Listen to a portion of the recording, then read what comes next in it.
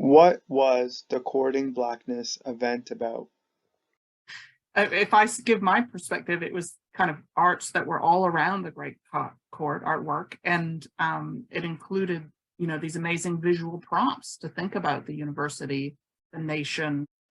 Winifred asks, you led one of the biggest Indigenous art events that has ever been held at UQ St. Lucia campus. Could you tell us more about it?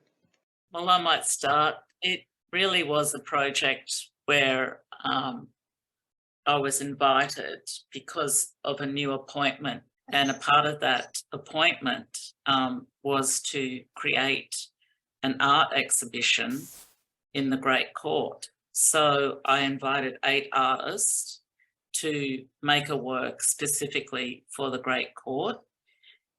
Some of the work had already been made, like the films, and then we positioned them in the Great Court, which was screened over 2 consecutive nights.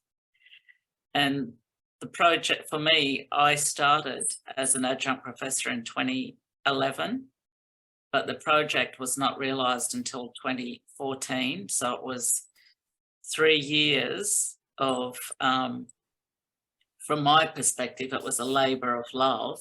How did you come to be involved, Fiona, Nicoll, and what was your perspective on it? I'd been working in Sydney, and I got my first tenured position at the University of Queensland, and I was really struck by the university's Great Court. I'd actually done previous research on the Australian War Memorial, which is a building of a similar time frame. And so I was aware of some of the politics of that underpinned the aesthetics of that period between the wars. I was really struck, with that background, looking at particularly the artworks and the carvings on the Great Court, and also a painting that is inside the building by one of the war artists, Arthur Murch, which is titled The Art of Peace, and it's of a ceremony by an Aboriginal, by an anthropologist. And all of these images were taken from different parts of Australia, not from Queensland. It wasn't until later that I met the second Great Court carver who worked in the 70s, and she was using the diaries of colonialists about the foods and that Indigenous people ate, and she put those on the archway for the Mickey building. So I was just interested in this space, and I was disturbed by the space. And I guess that's another thing we could talk about. We've just got a few minutes left, but what do you guys see as the legacy of the project? I would say that it happened and it changed the university in some subtle way. But I would also say that the archive it's left behind through Black Words and Auslit is there, and it is part of the university's institutional history.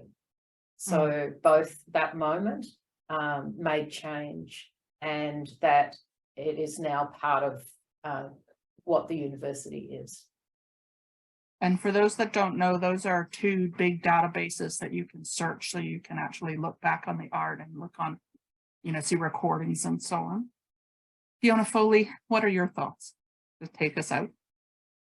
Well, it's interesting for me now, we're nearly 10 years down the track after the project, and it's still being used by various academics in the humanities at UQ, and probably even more strongly than it was when it was first created. So I think it's had a lasting impact on various staff at UQ. So that's really good to see.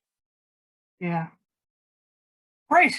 I'm going to finish the recording now, and I'll just say thanks to the viewers for being with us. And if you Google Courting Blackness, without the C, though, right? So BLA, you'll be able to see the art and find the book.